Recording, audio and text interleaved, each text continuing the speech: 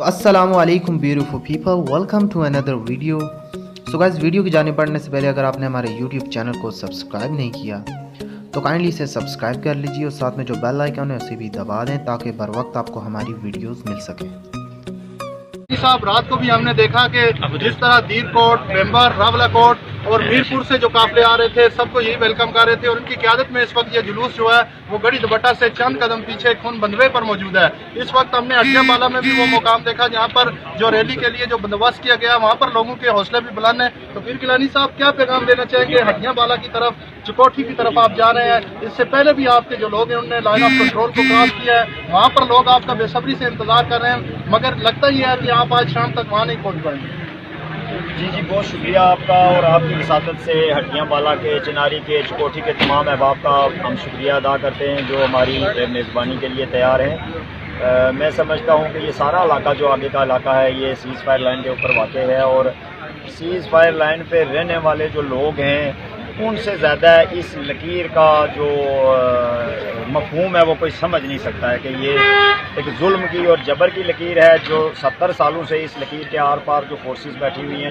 جب وہ آپس میں دست و گریباں ہوتی ہیں تو اس کا نشانہ جو ہے وہ کشمیری عوام بنتے ہیں۔ تو یہ سیز فائر لائن کی طرف جو ہم جا رہے ہیں، ہم اس سے پہلے بھی جاتے رہے ہیں، تو یہ جو ہے وہ بنیادی طور پہ جب تک یہ لکیر موجود ہے، اگر ہمیں 1000 دفعہ بھی جانا پڑے کشمیریوں کو اس کے اوپر اس کو ختم کرنے کے لیے، تو ہمیں بار بار اس پہ جانا چاہیے۔ میں نے سنا کچھ لوگ کہتے ہیں جی قافلے ناکام لوٹ جاتے ہیں، نہیں ہو سکتا۔ بھائی ناکام، آگے 2 فوجیں بیٹھی ہوئی ہیں، تو وہ جب گولیاں چلاتی ہیں تو یہ تو نہتے لوگ ہیں، تو ان کو سرنڈر ہی کرنا پڑتا ہے فوجوں کے آگے، لیکن یہ بار بار اس لیے آتے ہیں دنیا کو بتائیں کہ اس لکیر کا درمیان سے خاتمہ کیا جائے، کشمیریوں کو آپس میں ملنے دیا جائے۔ ہم ڈیوائیڈڈ فیملیز ہیں، ہمارے ہزاروں لاکھوں خاندان ڈیوائیڈڈ ہیں، آپ کو خود اندازہ ہوگا کہ یہاں پہ کتنے لوگ، اور 70 سال سے جو ہے وہ مائیں، بہنیں، بیٹے، ایون کہ ایسے کیسز بھی ہیں کہ میاں بیوی بچھڑے ہوئے ہیں۔ تو اس لیے یہ جو لکیر ہے یہ جبر کی علامت ہے، ہم اس کی طرف جا رہے ہیں۔ دوسرا جو 62 دن سے وہاں پہ ظلم ہو رہا ہے، تو میں سمجھتا ہوں کہ اس وقت پوری کی پوری ذمہ داری جو ہے یہ آزاد کشمیر کے لوگوں پر ہے، تحریک کی ذمہ داری، باقی بھی جو کچھ ہو رہا ہے، چونکہ ایک حصہ جو ہے وہ پورے کا پورا محصور ہے، تو ہمیں اپنا کردار ادا کرنا ہے۔ ہم وہاں آگے جانا چاہتے ہیں، ہم دوستوں سے یہ کہیں گے، ہٹیاں کے لوگوں سے، چناری چکوٹھی کے لوگوں سے، کہ وہ اس میں شریک ہوں۔ یہ قومی مارچ ہے، اور یہ کسی سیاسی جماعت کا، کسی ووٹ لینے والی جماعت کا، کسی مفاد پرست جماعت کا مارچ نہیں ہے۔ یہ وہ لوگ ہیں کہ جنہوں نے گزشتہ 30-32 سال سے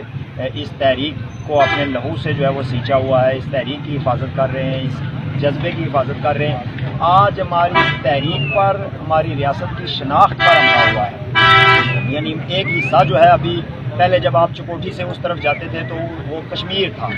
اب وہاں انہوں نے بورڈ لگائے ہوئے ہیں کہ یہ انڈیا ہے،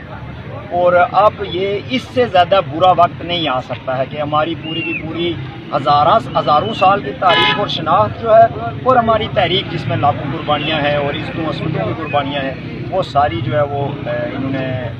تباہ و برباد کر کے رکھی ہے۔ اس لیے ہماری اپیل ہے، آگے ہم جیسے آگے بڑھیں گے کہ لوگ ہمارا ساتھ دیں، ہم پرامن ہیں، ہم کوئی کلیش نہیں چاہتے ہیں۔ ہم نے صبح بھی اپیل کی تھی پاکستان کی حکومت سے بھی، حتیٰ کہ ہم نے ہندوستان کی حکومت سے بھی اپیل کی کہ یہ دونوں حکومتیں جو ہیں یہ اس مارچ کو فیسیلیٹیٹ کر کے لوگوں کو جانے دیں۔ یہ کوئی ٹیررسٹ نہیں ہے، یہ کوئی انفلٹریٹر یا کوئی ملیٹنٹ نہیں ہے،